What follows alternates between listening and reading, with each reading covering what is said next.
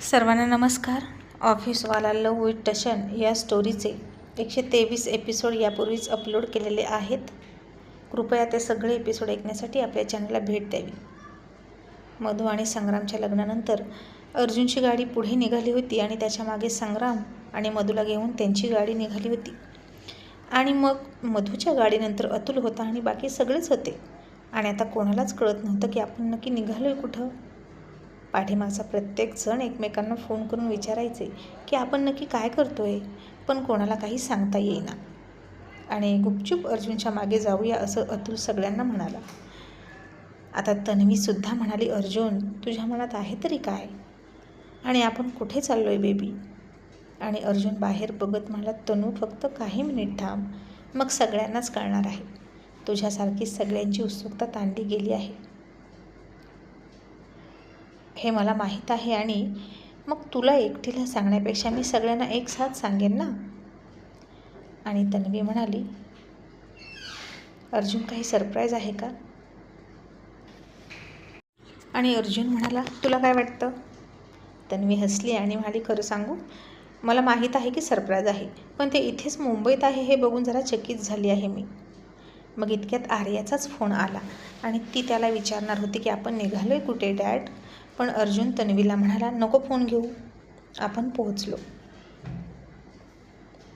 आणि मग इतक्यात एकामागे एक सगळ्यांच्या गाड्या थांबल्या आणि आता अर्जुनने गाडीतूनच हात बाहेर काढला आणि त्याच्या नेहमीच्या स्टाईलमध्ये 2 बोटं हलवून गेट उघडायचा इशारा केला.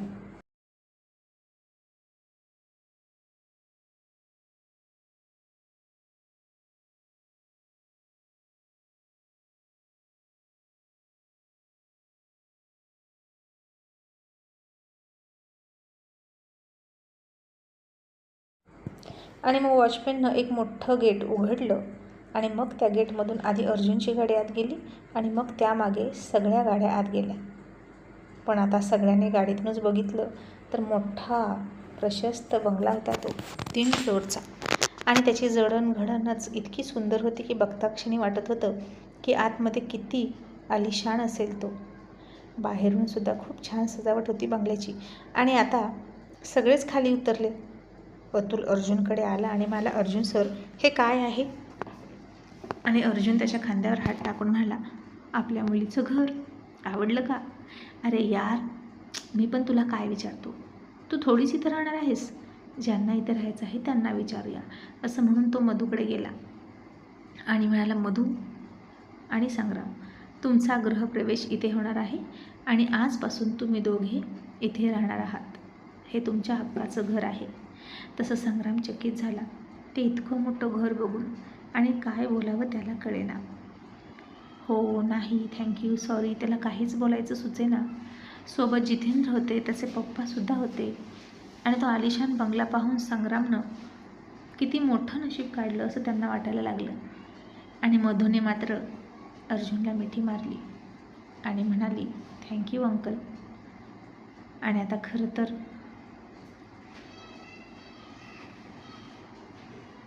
अतुलच मधूला सरप्राईज देणार होता स्वतःच्याच घरी परत नेऊन. पण मधूला टेन्शन आलं होतं की आता तिचा गृहप्रवेश कुठे होणार. अतुलच्या घरी जाणार असली तरी वडिलांच्याच घरी गृहप्रवेश कसा करणार. आणि नक्कीच संग्रामचा पगार बघता आणि त्याला कुठे नोकरी, आत्ता कुठे नोकरी लागली आहे हे बघता त्याला लवकर घर मिळणं शक्य नव्हतं. पण तरीही मधूची तक्रार नव्हती त्याच्याविषयी. ती तर वेडी फक्त त्याच्या प्रेमावर जगणार होती. बाकी सगळ्या गोष्टी तिला खूप नगण्य वाटायच्या त्याच्यासमोर. आणि सगळं माहीत असतानाही म्हणूनच तर तिनं फक्त त्याला निवडला होता. आणि आता इथे तिचा गृहप्रवेश होणार एका वेगळ्या स्वतंत्र घरात, म्हणून ती खुश झाली. आणि अर्जुन म्हणाला, Tanu, Asmita, Riya, Neha and all ladies go inside. आतमध्ये जा आणि गृहप्रवेशाची तयारी कशी झाली आहे ते बघा आणि आम्हाला कॉल करा. आता सगळ्यांना खूप आनंद झाला. आणि अर्जुनचं हे सरप्राईज सगळ्यांना आवडलं. आणि अतुल म्हणाला, सर खरं तर हे मला सुचायला हवं होतं, पण मी तर त्या दोघांना माझ्याजवळच ठेवणार होतो, त्यामुळे त्यांना वेगळ्या घराची काय गरज आहे असंच मला वाटलं. पण तुम्ही हे सगळं कधी केलं. तुम्ही मलाही काही नाही सांगितलं. आणि अर्जुन हसला आणि म्हणाला, अतुल, एक गोष्ट सांगतो तुला. मुलीवर कितीही प्रेम असलं तरी मुलगी जवळ ठेवायची नसते. हवं तर तिला शेजारच्या घरात ठेवायची, पण आपल्या घरात नाही, असं मला तरी वाटतं. आणि हे सन इन लॉ असतात ना, माझ्यासारखे अकडू, त्यांना थोडीशी अडचण होते रे आपल्या घरी राहायला. आणि डफर, मी माझ्या बायकोला सुद्धा या सरप्राईजबद्दल काही नाही सांगितलं. मग तू कोण आहेस, तुला का सांगू? आणि आता आपण इथे केव्हाही येऊ शकतो मस्ती करायला, हो ना? आणि मधू, पाठीमागच्या बाजूला स्विमिंग पूलसुद्धा आहे. आणि आर्यन म्हणाला, वाव, अजून आपल्या घराला सुद्धा स्विमिंग पूल नाही डॅड, पण मी स्विमिंग करायला इकडे येणार. आणि मग आरव म्हणाला, अंकल, आणि हे घर आम्ही बघू शकतो का? अर्जुन म्हणाला, वाय नॉट, बघू शकता. मग आता सगळे गृहप्रवेशाची तयारी होईपर्यंत बाहेरून बंगला बघत होते. बंगल्याची सजावट, डेकोरेशन खूप छान होतं. आणि आज तर मधू इकडे येणार होती म्हणून अगदी नव्या नवरीसारखा नटवला होता बंगला. अगदी रिच अँड स्टायलिश वाटत होतं हे घर. आणि मग इतक्यात तन्वीनं हाक मारली आणि म्हणाली, अर्जुन, या सगळे. मग मधू आणि संग्राम एकमेकांचा हात पकडून दरवाजात गेले. तिथे तिच्या गृहप्रवेशाची तयारी केली होती. मग तिनं ते बाप ओलांडलं आणि समोर परातीमध्ये लाल पाणी ठेवलं होतं. त्या पाण्यात दोघांनीही आपला विरुद्ध दिशेचा एक एक पाय तन्वीनं सांगितला तसा ठेवला आणि त्याच्याच पुढे एक कागद होता. त्या कागदावर पाय ठेवले आणि दोघांच्याही पायाचे ठसे उमटवले. आणि आता त्याची सुंदर फ्रेम करणार होते आणि आयुष्यभर असाच सोबत प्रवास करणार, एकमेकांच्या पावलावर पाऊल टाकून. आणि आता सगळेच आतमध्ये आले. ते घर बघायला लागले. हॉलच्या मधोमध खूप मोठं झुंबर होतं आणि फर्निचर तर खूप किमती होतं. जणू काही शीश महाल वाटत होता तो. भरपूर खोल्या होत्या आतमध्ये. तन्वीला सुद्धा ते घर खूप आवडलं होतं आणि प्रत्येकजण कौतुक करायला लागला. आणि मग सगळेच सोफ्यावर बसले आणि आर्या, पिहू खोल्या बघत होत्या. आणि तिथून एका खोलीमध्ये जाताच त्यांना ती स्पेशल बेडरूमसुद्धा दिसली, संग्राम आणि मधूची, जिथं त्यांच्या सुहागरातीची तयारी केली होती. आणि पिहू म्हणाली, वाव आर्या, हे किती बेस्ट सरप्राईज आहे, मला खूप आनंद झाला. आणि अर्जुन अंकलला कोणत्या भाषेत थँक्यू म्हणावं तेच कळत नाही. आणि ते बघितलं आणि आर्या उड्या मारतच खाली आली आणि म्हणाली, डॅड, आम्ही मोस्ट ब्युटिफुल सरप्राईज बघितलं. तसं अर्जुननं तिला डोळा मारला आणि तोंडावर बोट ठेवलं आणि गप्प राहण्याचा इशारा केला. आणि आरवने आर्याला खुणवून विचारलं की काय सरप्राईज आहे. आणि आर्यानं दोन्ही हातांनी हार्ट केला आणि आरवला दाखवला. आणि आता सगळ्यांना समजलं की तिकडे काय सरप्राईज आहे. तसे आता सगळे थोडे थोडे हसत होते. आणि मधू आणि संग्राम, त्यांनाही कळालं बहुतेक त्याबद्दल आणि ते दोघे लाजत होते. आणि अर्जुनच म्हणाला, प्रिन्सेस, आज त्यांची सुहागरात आहे, हे सांगायची काही गरज आहे का? असं अर्जुननंच सांगून टाकलं. तसे आता सगळे खूप मोठ्यानं हसायला लागले. आणि मधू लाजून अतुलच्या मिठीमध्ये तोंड लपवून बसली.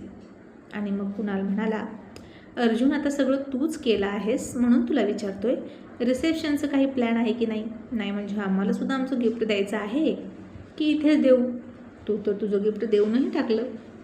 आणि अर्जुन म्हणाला, आय थिंक रिसेप्शनची काही गरज नाही, मुलांना सारखं सारखं डिस्टर्ब करायला नको, त्यांची लाईफ आता त्यांना शांततेत जगू द्या. आणि लग्नाला ऑलमोस्ट सगळेच होते, त्यामुळे रिसेप्शन कोणासाठी करायचं, म्हणून ते आपण स्किप करू. आणि मग विवेक म्हणाला, ओके. आणि त्यानं आता त्याच्या ड्रायव्हरला कॉल केला आणि गाडीतून काहीतरी आणायला सांगितलं. आणि मग ड्रायव्हर कसले तरी पेपर घेऊन आला. आणि विवेक म्हणाला, आम्हाला माहीत नव्हतं की आम्ही इथे येऊ, पण सरप्राईजली आलोच आहोत, पण आता रिसेप्शन पण कॅन्सल होत आहे, म्हणून मधू, संग्राम, तुम्हा दोघांसाठी माझ्याकडून एक कार गिफ्ट देतो आहे, असं म्हणून त्यानं त्या गाडीचे पेपर त्या दोघांना दिले. आणि विवेक संग्रामला म्हणाला, संग्राम, उद्यापासून ऑफिसला बसने जायचं नाही, कार घेऊन जायचं. आणि आता सगळे खुश झाले. आणि संग्रामला मात्र खूप खूप अवघडल्यासारखं वाटत होतं आणि उगीचच उकळ्यासारखं वाटत होतं, किंवा इथं कोणीच त्याला तू वेगळा आहेस, तू गरीब आहेस असं जाणवत देत नव्हतं, पण आता त्याचं मनच त्याला खूप कसं तरी फील करून देत होतं. म्हणजे बघा ना, त्याचं काहीच नाही आणि त्याच्याकडून फक्त तोच होता मधूसाठी, आणि बाकी सगळं सगळं मधूचेच नातेवाईक देतात. गाडी, बंगला, घर, आणि मधू त्याच्या आयुष्यात जादूची परी बनून आल्यासारखी आली आणि त्याच्या आयुष्याचा कायापालट झाला असं त्याला वाटायचं. त्याचं स्वाभिमानी मन हे कदाचित घ्यायला नकार देत होतं, पण या सगळ्यांचं प्रेमच इतकं होतं की दुधात साखर मिसळल्यासारखं सगळं गोड आहे असं वाटायचं. तसाही तो अतुलच्या घरी स्वतः पैसे देऊन राहणार होता, मधू आणि त्याच्या खर्चाचे, आणि त्यानं कधी कल्पनाही केली नव्हती की सगळं असं त्याला मिळेल. पण तरीही हे सगळं मधूमुळे आहे आणि मधूचं आहे हे तो विसरला नाही. खरं तर त्याला आता काही बोलवत नव्हतं, त्याच्या भावना व्यक्त करता येत नव्हत्या आणि तो शांतच उभा राहिला आणि त्याचे डोळे फक्त पाण्यानं भरून आले. मधूच्या लक्षात आलं त्याची परिस्थिती. तिनं त्याचा हात घट्ट पकडला आणि कसाबसा त्याला त्याच्या इमोशन्स काबूमध्ये ठेवायला सांगितलं.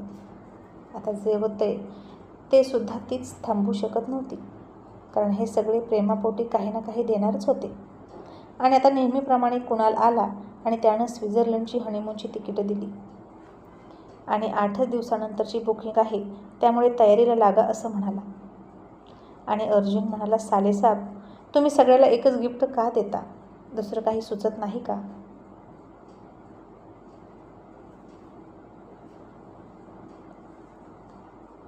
आणि कुणाल हसून म्हणाला, अर्जुन, मी उलट आयुष्यातले सगळ्यात सुंदर आणि मेमोरेबल अविस्मरणीय क्षण साजरे करण्याची संधी देतोय प्रत्येकाला. त्यामुळे सगळ्यात जास्त आभार माझे मानणार सगळेजण. बरोबर आहे ना बच्चे कंपनी? तसे सगळेजण हो म्हणून हसले. आणि मग आता सगळ्यांनी असंच काही ना काही गिफ्ट दिलं. कोणी फ्लॅट दिला, कोणी जमीन दिली, तर परी ऋषीने त्याच्या पगाराला शोभेल असंच आणि परवडेल असंच गिफ्ट दिलं. ते पण खूप ताटमानेनं दिलं.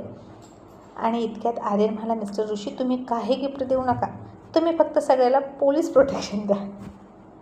आणि इंद्रा म्हणाला, हो, आणि सगळ्यात जास्त आर्याला द्या. तसे पुन्हा सगळे हसले, कारण ऋषीकडे पैसा नसला तरी पावर आहे हे सगळ्याला माहीत होतं. आणि ही पावरच भल्या भल्या पैसेवाल्यांना झुकायला भाग पडते. आणि आता इंद्रानं सुद्धा गाडीच दिली. म्हणजे त्याचा तर आधीपासूनच प्लॅन होता, कारण संग्राम ऑफिसला यायचा आणि उशिरा वगैरे यायचा आणि त्याचे हाल व्हायचे. मग गाडी असेल तर त्याची दगदग होणार नव्हती. आणि आता संग्रामकडे झाल्या 2 गाड्या चक्क. आणि मग अर्जुन घड्याळात बघून म्हणाला, आय थिंक लेट्स गो. त्यांना आराम करू द्या. मधू, संग्राम, घरात नोकर चाकर आहेत, सगळं घर सेट आहे. आणि अतुल, नेहा, मला वाटतं तुम्ही दोघांनी काही दिवस थांबावं त्यांच्यासोबत, ते रमेपर्यंत. आणि नेहा म्हणाली, तसंही तिकडे जाऊन आम्हाला घर खायला उठणारच आहे, त्यापेक्षा इथे थांबतो, काही अडचण नाही. आणि मग सगळ्यांनी पुन्हा मधू संग्रामचा निरोप घेतला आणि निघाले. आणि तन्वी म्हणाली, अर्जुन, तुझ्या कसं डोक्यात आलं रे तिला घर गिफ्ट करायचं, तेही इथेच? मला वाटलं आरव आणि पिहूला तू US प्रॉपर्टी दिली होती गिफ्ट म्हणून, तसं काहीतरी करशील. अर्जुन म्हणाला, तनू, खरं सांगू, ॲक्च्युली ते घर आपल्यासाठी घेतलं होतं, पण मधूचं लग्न ठरलं. तिच्या सासूचं ते बिहेवियर बघितलं आपण, स्वतः जाऊन तिच्या सासूची ती वागण्याची पद्धत बघितली की नाही, आणि मनात आलं की आता या घराची गरज मधूला आहे. आणि US प्रॉपर्टी देऊन काय करणार? संग्रामकडे बिझनेस माइंड अजिबात नाही आहे, मला माहीत आहे. मग त्या प्रॉपर्टीचा त्याला काहीच फायदा होणार नाही. आणि मग बेबी गिफ्ट तेच द्यावं ना ज्याचा समोरच्याला उपयोग होईल. आणि सगळ्यात महत्त्वाची आणखीन एक गोष्ट म्हणजे मला त्या नयनाला आणि संग्रामच्या मम्मीला त्यांची लायकी दाखवून द्यायची होती. तशी तन्वी म्हणाली, अर्जुन, अरे संग्रामची मम्मी, तिची काही खबर आहे की नाही? आणि अर्जुन, तू खूप बरं केलं त्या बाईला तुरुंगात टाकली, नाहीतर ती गेटच्या बाहेर येऊन सुद्धा तोंडावर हात मारून बोंबलत बसली असती, कारण ती बाई खूप विचित्र आहे. आणि अर्जुन म्हणाला, तनू, अगं मी विसरूनच गेलो होतं तिला. आणि मग त्यानं इन्स्पेक्टरला फोन केला आणि म्हणाला, आता तिला तुम्ही पाणी पाजा आणि सोडून द्या. आणि तिला सांगा मी तिला तिच्या घरी भेटायला येणार आहे. माझ्या मुलीची ती सासू आहे ना म्हणून. आणि मग लग्न सुरळीत पार पडलं. Inspector, thank you so much. लग्नाची मिठाई तुमच्यापर्यंत पोहोचेल असं अर्जुन म्हणाला आणि इन्स्पेक्टर म्हणाले थँक्यू सर. आणि आता संग्रामची मम्मी सुटली आणि तिथलं पाणीसुद्धा न पिता डायरेक्ट घरीच पळून गेली. इतकी भीती बसली होती तिच्या मनात आणि तिची अवस्था पूर्ण मरगळल्यासारखी झाली होती. घरात अजूनही लाईट नव्हती. ती तशीच बेडवर जाऊन पडली. नैनासुद्धा कुठेतरी बाहेर गेली होती. मग मधू आणि संग्रामसुद्धा त्या सजवलेल्या रूममध्ये गेले. ते सगळं बघून मधू लाजायला लागली, पण संग्राम मात्र खूप इमोशनल झाला आणि मधूच्या गळ्यात पडून रडायला लागला. आणि मधू म्हणाली, संग्राम, मला कळत आहे तुझी अवस्था, नको ना रडू प्लीज. मग मला असं वाटतं की तूच माझ्या घरी नांदायला आला आहेस की काय आणि मुलीसारखा रडतोस. तरीही तो हसला नाही आणि म्हणाला, मधू, माझ्या घरच्यांनी मला नाकारलं. मम्मी तर म्हणाली तुझ्यासोबत लग्न केलं तर घरीच येऊ देणार नाही. आणि बघ ना, आज मला माझ्या हक्काचं घर मिळालं. आणि बेबी, मी तुला काहीच नाही देऊ शकलो. सध्या माझ्याकडे फक्त मीच आहे तुझ्यासाठी. पण मी खूप मेहनत करेन आणि तुला सुखात ठेवीन. फक्त मला वेळ दे. मधूनं त्याचे डोळे पुसले आणि ती स्वतः गुडघ्यावर त्याच्या पायात बसली आणि त्याचे दोन्ही हात हातात घेतले आणि डोळ्यांद्वारे फक्त तिच्या भावना व्यक्त करत होती. मग तोही तिथेच खाली बसला आणि खाली बसूनच तिला मिठी मारली आणि ती म्हणाली, संग्राम, हे सगळं मिळालेलं असलं तरी मी तुझ्यासोबत कायम अशीच राहीन, डाऊन टू अर्थ. माझे पाय कायम जमिनीवर असतील आणि माझं मस्तक तुझ्या पायात. आणि या घरावर, सगळ्या प्रॉपर्टीवर आणि माझ्यावर सुद्धा पहिला हक्क तुझाच आहे. आणि तू आता जरी म्हणालास ना हे सगळं काहीच नको आपल्याला, तर मी सगळं सोडेन आणि तुझ्यासोबत कुठेही राहायला तयार आहे. आणि संग्राम म्हणाला, नाही नको, हा त्यांच्या प्रेमाचा अपमान होईल जर आपण नको म्हणालो तर. खरंच सगळे खूप मोठ्या मनाचे आहेत. मग आता दोघे उठले, फ्रेश होऊन आले. थकले होते खूप लग्नाच्या गडबडीत, पण तरीही कुठेतरी मनात प्रेमाची भावना होती. आणि संग्रामनं तिला पाठीमागून मिठी मारली आणि तिच्या उघड्या खांद्यावर त्याचे ओठ टेकवले. तशी मधू शहारली आणि तिनं पाठीमागून वळून त्याला मिठी मारली आणि संग्रामनं लाईट ऑफ केली. आणि दोघेही आता एकमेकांवर प्रेम करत एकरूप झाले आणि कायमचे एकमेकांचे होऊन बसले. आणि आता तिकडं दुसऱ्या दिवशी अर्जुन ऑफिसमधून लवकरच निघाला आणि तन्वीलासुद्धा त्यानं बोलवून घेतली आणि थेट गेला संग्रामच्या मम्मीच्या घरी. आणि तिच्या घरात अजूनही लाईट नव्हती, पाणी नव्हतं. आणि ती आणि नैना कशी ॲडजस्ट करत होत्या काय माहीत. आणि आता अर्जुनला दरवाज्यात बघितलं आणि संग्रामचे पप्पा पुढे आले आणि म्हणाले, अरे अर्जुन सर, या ना. तशी संग्रामची मम्मी पुन्हा अर्जुनकडे रागात बघायला लागली. नैनासुद्धा गाल फुगवून गप्पच होती. आणि अर्जुन तसाच त्याच्या ॲटिट्यूडमध्ये म्हणाला, नो थँक्यू, आता मला या घरात येण्याची गरज वाटत नाही, कारण माझी मुलगी मी इथे न देता दुसरीकडे सेफ ठेवली आहे. आणि काय मिसेस जगताप आणि मिसेस नैना जगताप, कशाचा इतका माज होता तुम्हाला? आय थिंक तो आता संपला असावा. आणि संग्रामची मम्मी तरीही म्हणाली, आता तुमची मुलगी इथे नाही ना, मग माझा मुलगाही तुम्ही तिकडे नेलात, मग आता इथे कशाला आलात? आणि अर्जुन म्हणाला, अभिनंदन करण्यासाठी. शेवटी तुमच्या मुलाचं लग्न झालं आणि तुम्ही जिवंत आहात याची तुम्हाला आठवण करून देण्यासाठी आलो. तसं संग्रामच्या मम्मीला आणि नैनानं अर्जुनकडे रागात बघितलं आणि अर्जुनने सुद्धा तिच्याकडे रोखून बघितलं आणि तिला टशन देत एका एका शब्दावर जोर देत म्हणाला, you can love Arjun, you can hate Arjun, but you can't forget Arjun. तुम्ही मला कधीच विसरू शकत नाही. अंडरस्टँड? You better understand. असं म्हणून अर्जुन पाठीमागे फिरला आणि तिथून बाहेर गेला. आणि जाता जाताच त्यानं हवेत हात उचलून 2 चुटक्या वाजवल्या. तसं त्या घरात लाईटही आली, पाणीही आलं. तशी नैना आणि संग्रामच्या मम्मीला एसीची हवा लागली आणि त्या दोघी आनंद वाटून घेण्याऐवजी त्यांच्या नेहमीच्याच रुबाब आणि ॲटिट्यूडमध्ये निघालेल्या अर्जुन आणि तन्वीकडे चकित होऊन बघत होत्या. आणि खरंच त्या दोघीही अर्जुनला आणि त्याच्या ॲटिट्यूडला कधीच विसरू शकत नव्हत्या.